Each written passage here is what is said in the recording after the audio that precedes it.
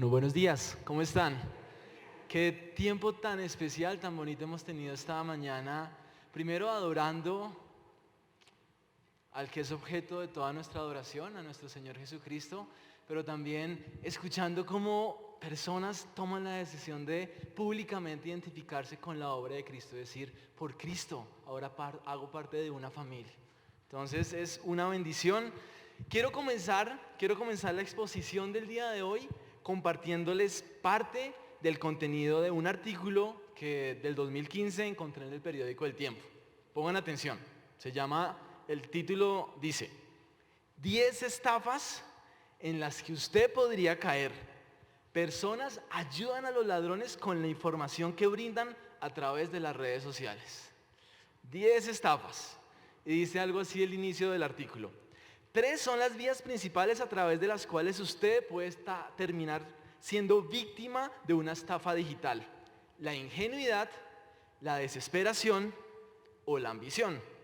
Y los delincuentes que se dedican a esta modalidad de robo saben perfectamente explotar cada una de estas 3 debilidades humanas. Nadie está exento. La prueba es que todavía hay gente que cae, por ejemplo, en la historia del famoso príncipe de Nigeria que promete repartir su millonaria herencia si la persona le ayuda a recuperarla. O quienes salen corriendo al banco a consignar un dinero para que le entregue un carro y que les dicen se acaban de ganar. Pero el asunto ha llegado a niveles muy sofisticados y ni los universitarios que quieren especializarse en el exterior se salvan de estos temas. A continuación, les presentamos una guía con varias de las modalidades más en boga basadas en los registros de la DIJÍN para que usted no sea la próxima víctima. Tenaz, ¿no? Terrible. Y lo peor del caso es que mucha gente, e inclusive de pronto algunos de nosotros, hemos caído. Y es que así como si no estamos atentos, podemos ser fácilmente engañados y estafados a través de maestros del engaño digital. De la misma manera, en nuestro caminar con Dios, en nuestro caminar cristiano, podemos también ser engañados y terminar siendo muy perjudicados. Así que el día de hoy vamos a estar hablando de este tema, de diferentes formas como nosotros como creyentes podemos ser engañados en nuestra fe y qué debemos hacer entonces para evitar que esto pase. Entonces esto es lo que vamos a estar hablando el día de hoy. Sin embargo, quiero hacer un pequeño resumen. Durante las últimas semanas hemos venido desarrollando una serie de predicaciones sobre el libro de la carta de Colosenses, ¿cierto? La carta escrita por Pablo a los colosenses, una iglesia que, como bien veíamos en la introducción de Colosenses, estaba creciendo y estaba dando fruto, también estaba en un riesgo terrible de ser engañada por diferentes falsas doctrinas que se estaban infiltrando y que estaban permeando esta comunidad de creyentes. Y el peligro estaba en que esas falsas enseñanzas los estaban alejando de Cristo mismo.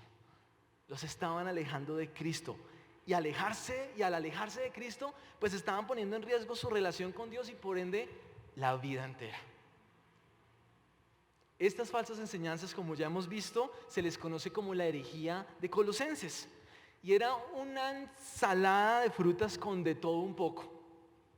Un sincretismo, es decir, era un mix de ideas y prácticas judías, paganas, ascéticas, donde Cristo no era suficiente. Donde Cristo no era suficiente y donde adicional a Él tenían que buscar o añadir otros elementos a su fe para entonces sentirse mejores, creerse buenos o más espirituales. Es decir, les estaban enseñando que Cristo más otra cosa, que Cristo más esto o que Cristo más lo otro, pero que Cristo solo no era suficiente. Y ese es el motivo por el cual Pablo escribe esta carta, con un corazón pastoral, con una carta llena de amor, como un padre que quiere cuidar a sus hijos y les quiere decir: cuidado, no se dejen engañar, no vayan a meter sus dedos en el enchufe porque se electrocutan. Y entonces en Colosenses 2:4 les dice: les digo esto para que nadie los engañe. Escúchenme, pongan atención a lo que les voy a decir, porque yo no quiero que nadie los engañe. Pero también mostrándoles cómo no dejarse engañar por estos falsos maestros que por ciento aparentaban una tremenda superioridad espiritual, pero que era falsa. Y por el contrario estaban vacíos espiritualmente y llenos de amor propio. Y llenos de amor propio. Así que Pablo les escribe para alentarles en la verdad fundamental de que Cristo es suficiente. Hoy cantamos, qué hermosa canción, Cristo, tú eres todo, tú eres mi vida, tú eres mi amor, tú eres la paz, tú eres el perdón, tú eres todo. Y Pablo les estaba recordando, no se dejen engañar, Cristo es más que suficiente.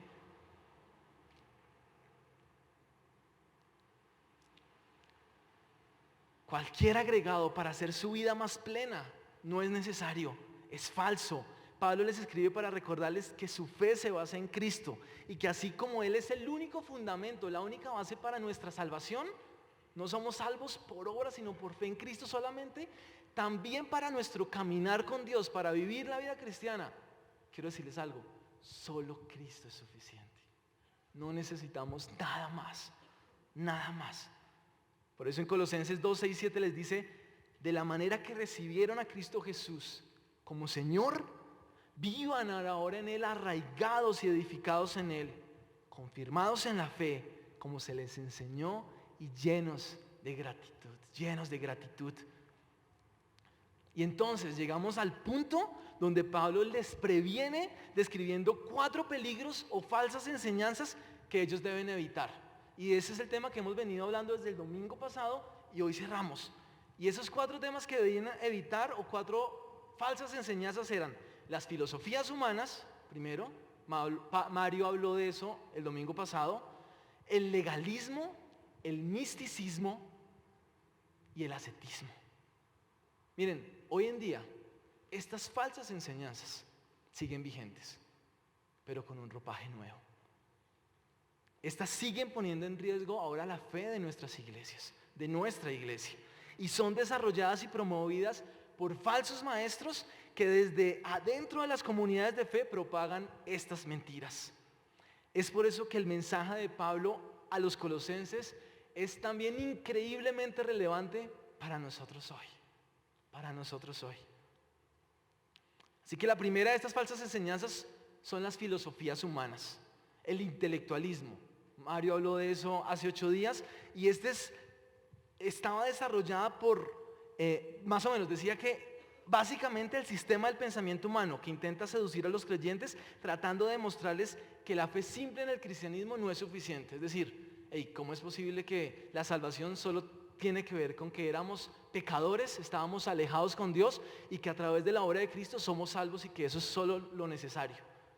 Entonces muchas veces el intelectualismo dice, no, pues sí, claro, Cristo, pero necesitamos elaboraciones más complejas de la fe y eso solo lo tenemos y lo podemos desarrollar algunos pocos iluminados o más especiales.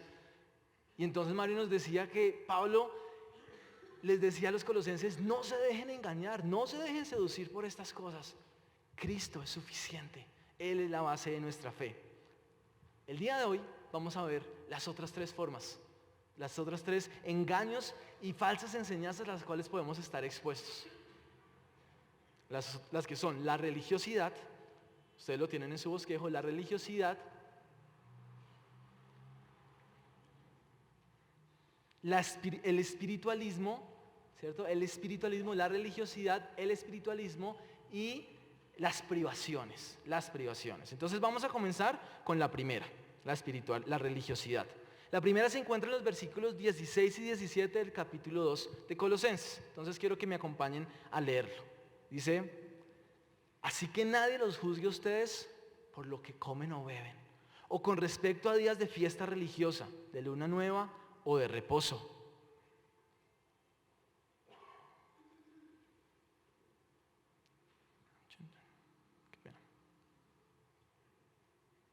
Todo esto es una sombra de las cosas que están por venir, porque la realidad se halla en Cristo, en Cristo.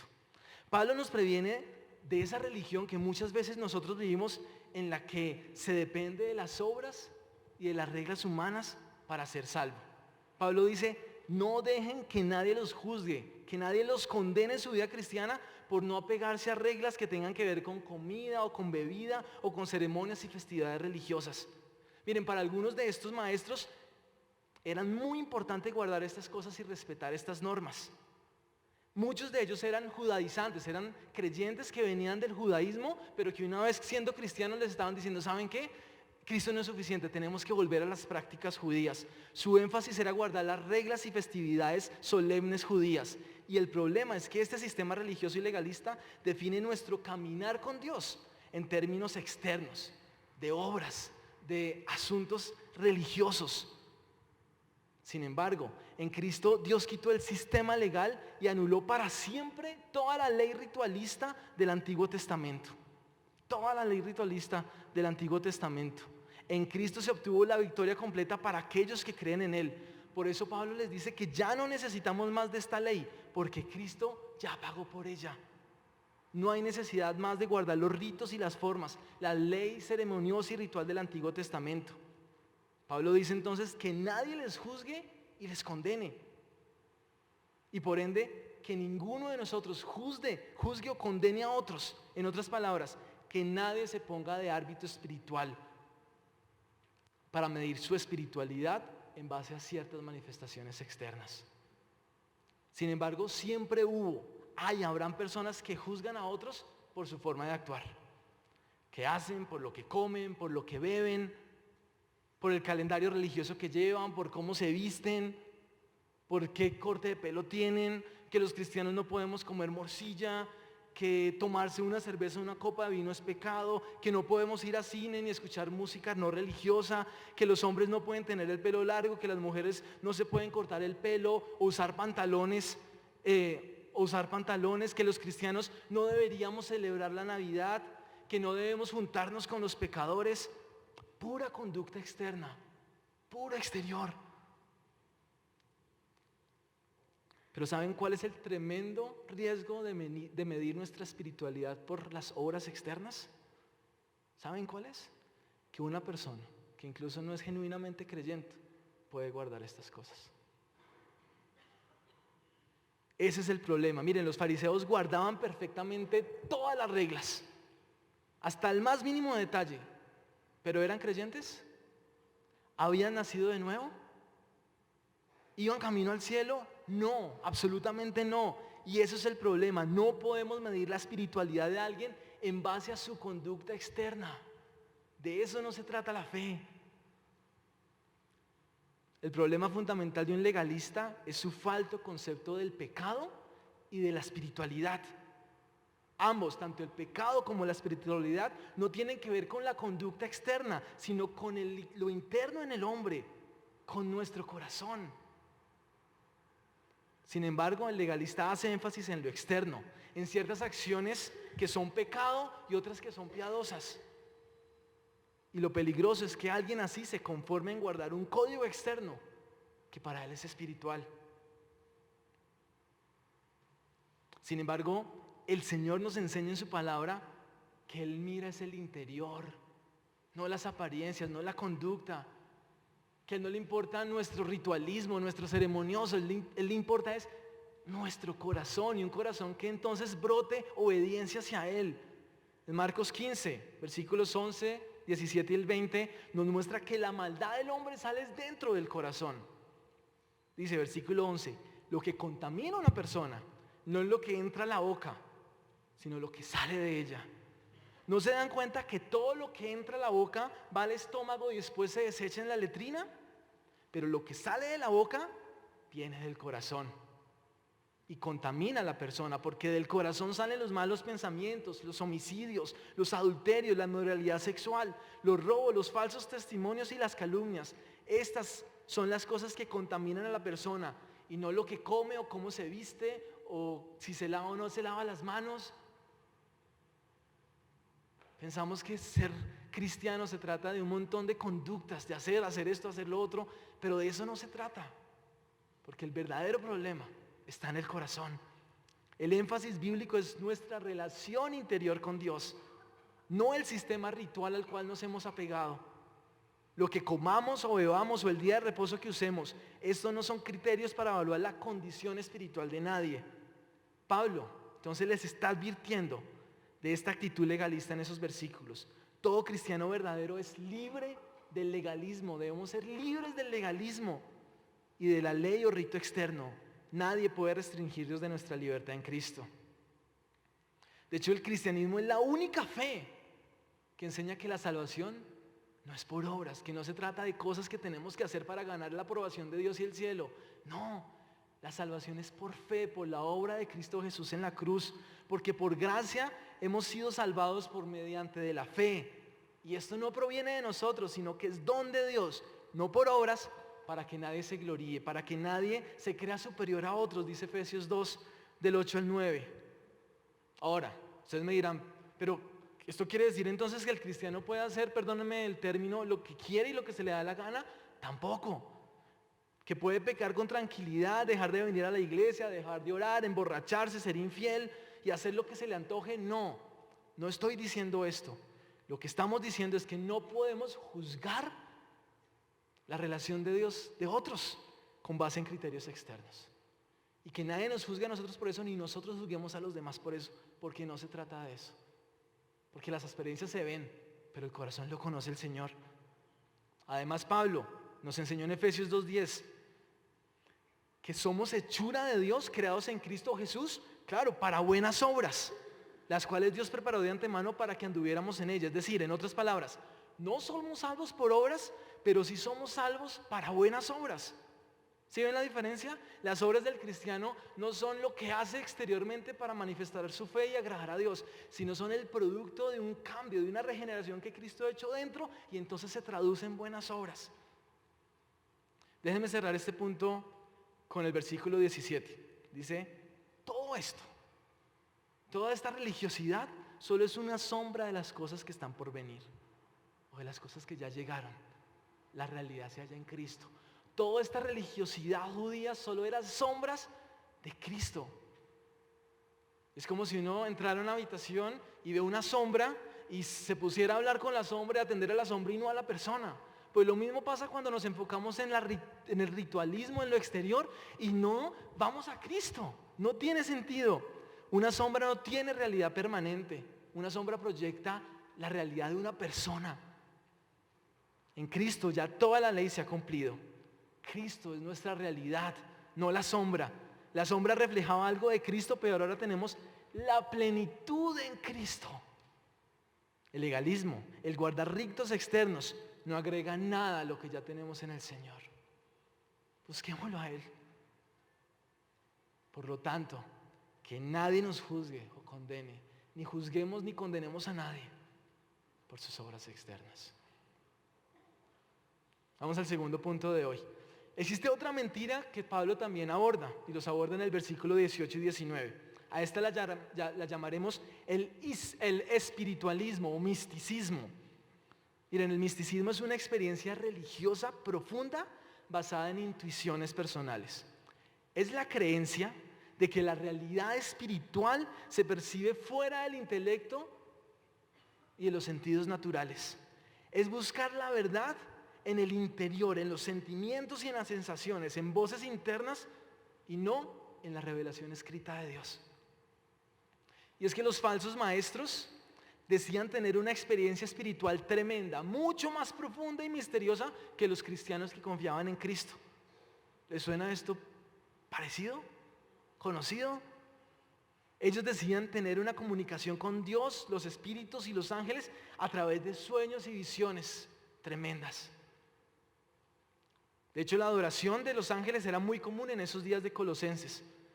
Aunque esa práctica era y es abominable ante los ojos de Dios, las Escrituras dicen en Apocalipsis 22, 8, 9, que Juan, luego de ver las maravillosas cosas que les mostró la creación, se postró para adorar al ángel que le estaba dando el mensaje.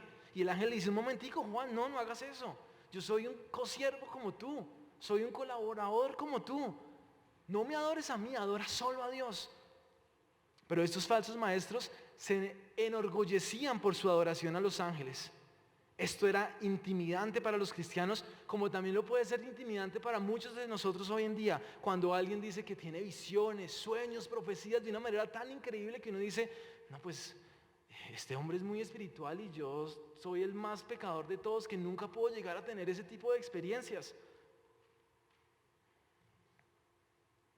Por eso es que Pablo les dice Miren, no dejen que nadie los engañe, los time, les prive de la realidad que tienen en Cristo. Ninguno de esos que se afanan de tener humildad y adoración a los ángeles, ellos hacen alarde de lo que no han visto, envanecidos por su razonamiento humano. Está diciendo que nadie los engañe, de eso no se trata. Alguna historia. Hace algún tiempo se me acercó a alguien a decirme que tenía sueños y visiones donde el mismo Jesús le hablaba. Yo decía, wow, o sea, no, este es súper, es el más espiritual de todos. Es decir, ¿uno qué puede decir ante alguien que le dice eso? Yo me sentí intimidado, yo decía, no, pues sí, este señor tiene de tener algo especial. Pero lo que Pablo nos dice es que no nos dejemos engañar. Que si las revelaciones privadas, especiales de alguien, concuerdan con la Escritura, entonces no son tan especiales y no las necesitamos. Y si no concuerdan con la Escritura, entonces son falsas. Nuestro parámetro es la ley, la Escritura, la palabra, Cristo. No nos dejemos engañar. El pastor John MacArthur cuenta también de un pastor que él conoce que le había dicho que Cristo se le aparecía mientras él se afeitaba. Uy, mientras se afeita. Increíble. Digo, ¿cómo es posible? ¿Cómo alguien tiene la osadía de decir tal cosa? Especialmente de seguir afeitándose en la misma presencia del Señor, cuando uno puede ver en la Escritura que todos aquellos que tenían la oportunidad de encontrarse con el Señor, ¿qué hacían? Se postraban, caían ante la gloria y la santidad del Señor. Hay gente, y hay cristianos, e incluso de pronto algunos de nosotros, que dicen tener experiencias espirituales superiores y se deleitan en esto pensando que son especiales, mientras que otros no son tan afortunados y tratan a los demás o nos tratan como si fuéramos cristianos de segunda o tercera clase. Ahora, no estoy diciendo que hay veces experiencias con Dios es algo especial, pero no podemos hacer doctrina de eso, no podemos decir todos tienen que pasar por lo mismo porque si no, no están bien con Dios y son espirituales. No, Cristo es suficiente. Cristo es todo lo que necesitamos. Para cerrar este punto, el versículo 19 dice que esta gente que practica el misticismo cristiano no se mantienen firmes unidos a la cabeza. Que por la acción de esta, o sea, a Jesús, y que por la acción de Jesús, todo el cuerpo, sostenido y ajustado mediante las articulaciones y ligamentos, va creciendo como Dios quiere. Les pregunto, ¿qué es lo único que necesitamos para crecer como cristianos? Cristo. ¿Necesitamos algo además de Él? No. Cristo es la cabeza del cuerpo que es la iglesia. En Él estamos completos. No necesitamos de experiencias esotéricas, ni místicas, ni espirituales para estar completos. De hecho, lo que dice este pasaje es que no necesitamos de esto. Porque de nada aprovechan. O sea, lo que está diciendo es, esas experiencias en verdad no nos están haciendo crecer en la fe. ¿Sí? Y de hecho, los que se ufanan y todo el tiempo están pensando que de eso se trata la vida cristiana, tener experiencias sobrenaturales, místicas, eso no los está haciendo crecer, no están creciendo, porque solo crecemos en Cristo. Solo crecemos en Cristo. Por lo tanto, que nadie nos engañe y que no engañemos a otros. Vamos a la última falsa enseñanza. Recapitulemos rápidamente. La primera falsa enseñanza que compartió Mario el domingo pasado: el intelectualismo, las filosofías humanas. No nos dejemos seducir por ellas, ¿cierto? El segundo, la religiosidad, ¿cierto? Que nadie nos condene y nos juzgue. El tercero, el espiritualismo, que nadie nos engañe, que nadie nos time. Y por último, las privaciones. Y esta se encuentra en los versículos 20 al 23. Las privaciones o el ascetismo tiene que ver con un ascético, es alguien que renuncia, se priva de los placeres terrenales, de los placeres de los sentidos. Alguien que niega o priva rigurosamente de lo material. Es la abstinencia de todo lo que implica placer o bienestar físico. Es la idea de vender todo e irse a un monasterio alejado de los placeres y las comodidades. Por eso Pablo les dice en versículo 20 y 21, si con Cristo ustedes ya han muerto a los principios de este mundo, ¿por qué todavía como si pertenecieran al mundo, se someten a preceptos tales como no tomes en tus manos, no toques, no pruebes. ¿Por qué? Miren, y es que en Colosenses decían tener ciertas privaciones físicas y materiales y decían que esto era necesario para su salvación. Es decir, que además de Cristo necesitaban abstenerse de todo lo bonito de la vida. Pablo responde una vez más diciendo que el estar unidos a Cristo en su muerte, esto ha resultado en una separación de los principios de este mundo. Los ascéticos creían que todo lo relacionado con el cuerpo físico era pecaminoso y malo. Solo lo espiritual era bueno. Era una idea griega, ¿cierto? Dicotómica entre el espíritu, ¿cierto? El mundo de las ideas y el mundo físico. Entonces, lo espiritual, el mundo de las ideas es bueno, lo físico es malo. Y entonces ellos adoptaron ese tema al cristianismo, decían, claro, hagamos una dicotomía espiritual entre lo espiritual y lo secular. Lo físico es malo, lo espiritual es bueno. Algunos ni se bañaban porque tenían miedo de verse desnudos porque era pecaminoso. Ni hablar con respecto a casarse porque ya no sería solo su cuerpo el que veían, sino el de otra persona. Imposible, pecaminoso.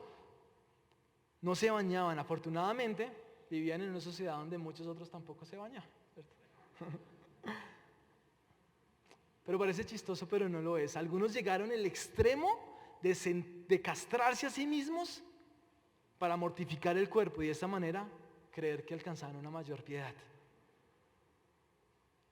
En la historia del cristianismo, muchos monjes a lo largo se han apartado a monasterios alejados para practicar el rígido ascetismo, pensando que esta disciplina les purgará de sus pecados y les hará más santo. Pero el mismo Martín Lutero, que era un monje de estos, descubrió que solo por gracia es salvo y se liberó de esa carga. Se postró ante Dios y se convirtió al Señor.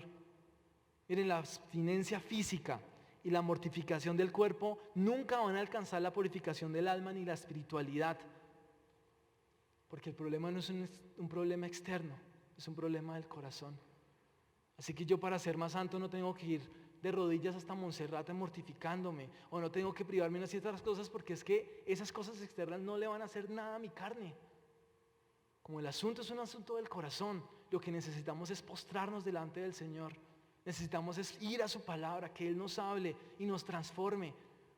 Porque el cambio y la transformación no es de afuera hacia adentro, sino de adentro hacia afuera. Y solo la obra el Espíritu Santo en nuestras vidas.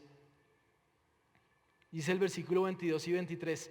Estos preceptos basados en reglas y enseñanzas humanas se refieren a cosas que finalmente van a desaparecer con el uso. Claro, tienen sin duda apariencia de sabiduría, afectada piedad, falsa humildad y severo trato del cuerpo, pero de nada sirven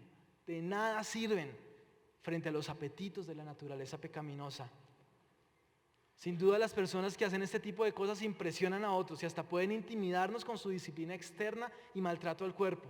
Y muchos quedaremos impresionados y diremos, uy, qué humildad, es que este señor de verdad tiene algo especial. Pero únicamente sirven para satisfacer la carne del practicante. Los que practican el ascetismo se glorifican en sus propios esfuerzos como medios de ser más espirituales y más santos. Es un esfuerzo carnal de exaltación propia a través de una falsa humildad. Cualquiera persona que tenga un sentido de logro en su piedad termina glorificándose en su logro. Es como aquel que ayuna y cuando ayuna se le nota y le cuenta a todos que está ayunando y se le nota la cara desgastada. Falsa piedad. Ahora, no estoy diciendo que no debemos ayunar, claro que sí, pero ayunamos es para buscar que el Señor obre en nuestras vidas de adentro hacia afuera. No para mortificar nuestra carne y decir, ay, qué bueno soy, qué santo soy por hacer esto o no hacer esto.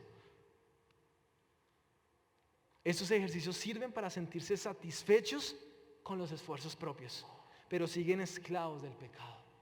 Seguimos esclavos del pecado.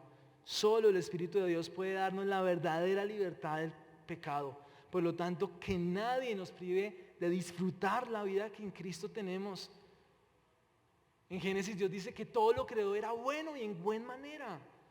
Muchas veces pensamos que ser cristianos tiene que ver con privarnos de estar con los amigos, divertirnos, comernos un buen plato de comida, pasear, escuchar, no sé, un montón de cosas porque decimos, no, eso es malo, todo lo que está, lo del mundo es malo, es malísimo. No, Dios creó todo bueno y en gran manera. Y aunque el pecado lo tergiversó, en Él podemos restaurar todas las cosas. Quiero concluir con la siguiente frase, que creo que resume todo el mensaje. No dejemos, escuchen bien, no dejemos que nadie nos condene por la religiosidad humana, que nadie nos estafe con un espiritualismo vanidoso y que nada aprovecha, y que nadie nos someta a privaciones inútiles. Para vivir la vida con Dios, Cristo es más que suficiente, más que suficiente. En Él somos completamente libres y estamos completos. Pero se nos olvida. Y yo no sé si les pasa a ustedes, pero como cuando uno tiene relaciones cercanas, uno da por sentado tantas cosas y se le empieza a olvidar la maravillosa persona que tiene al lado, el maravilloso padre, el maravilloso hijo, la maravillosa esposa, esposo, y empezamos a buscar más cosas. Pues lo mismo nos pasa con nuestra fe. Y en medio de la cotidianidad de nuestro caminar y de vivir la vida cristiana, se nos olvida el grandioso tesoro que tenemos en Cristo. Él lo es todo. Él lo es todo. Él es nuestra paz, nuestro perdón, la puerta, es la salvación, es nuestro hermano, es nuestro amigo. ¿Por qué buscamos otras cosas? Y es que es fácil decir, ay, si los de las otras iglesias. No, cada uno de nosotros cae en estas prácticas de una u otra manera. Nos volvemos legalistas, nos volvemos místicos, nos privamos de cosas pensando que eso se trata de caminar con Dios. Pero caminar con Dios se trata de Cristo, de pegarnos a Él, de buscarlo en la palabra, decirle, Señor, transfórmame, cámbiame, libérame. Y les aseguro que nuestra vida empieza a cambiar de una manera increíble. Enamorémonos de nuestro Señor Jesucristo, porque Él es suficiente, porque Él lo es todo. Les pregunto, nos pregunto, ¿estás permitiendo que alguna de estas cosas te esté seduciendo? ¿Estás permitiendo que alguna de estas cosas te esté condenando? ¿Te esté robando o te esté privando de la libertad que tenemos en Cristo? ¿Seguimos esclavos a esto? ¿Seguimos pensando que la fe en Cristo no es suficiente para santificarnos, para mantenernos en una relación viva y correcta con Dios, para transformarnos en la imagen del Cristo? Pues yo hoy te quiero invitar a que seas verdaderamente libre y que vengas a Cristo y confíes tu vida en Él. Y de pronto ya vienes a la iglesia hace mucho tiempo, pero has vivido tu cristianismo de una manera legalista, espiritualista y llena de privaciones. Y no entendiendo que se trata de entregar tu vida a Cristo. Porque en Él hay salvación, porque en Él reconciliamos nuestra relación con Dios, con nosotros mismos, con nuestro prójimo y aún con la creación y la naturaleza. Colosenses 2:10 dice, porque en Él habita corporalmente toda la plenitud de la deidad y vosotros estamos completos en Él, que es la cabeza. Quiero pedirles que me acompañen en una oración. Señor, gracias. Gracias por la verdad de tu palabra. Gracias por tu amor en el que a través de esta palabra nos estás diciendo cuídense, cuidado.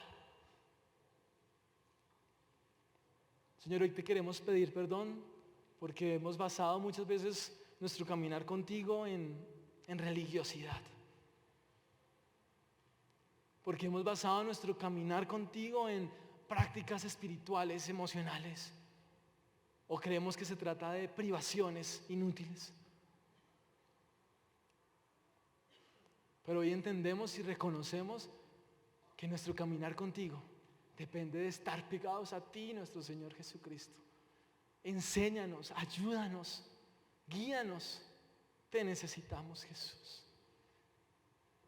Y de pronto tú hoy por primera vez quieres decirle, Señor, quiero entregarte mi vida.